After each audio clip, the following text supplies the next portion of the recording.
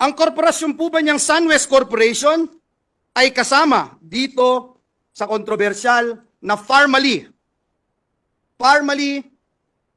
case dito na inimbestigahan sa Senado na kasuhan ng Senado? The answer is true.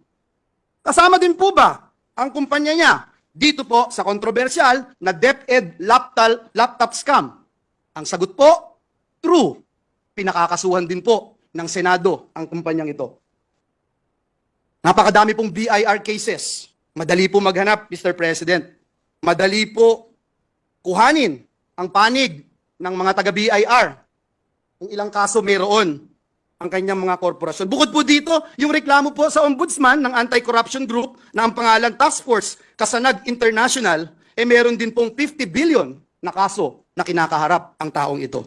Mr. President, kung maglalabas po kayo ng baho, Mr. President, dapat naman siguro maligo ka muna. Ang masaklap po, Ginoong Pangulo, sa kabila po ng track record na ito ni Mr. Zaldico, ang masaklap po, inappoint po siya ng Kamara de Representantes bilang tagapagbantay ng kaban ng bayan. Si Dracula, inappoint mo bilang tagapagbantay ng blood bank ng bayan. Wow, Mr. President.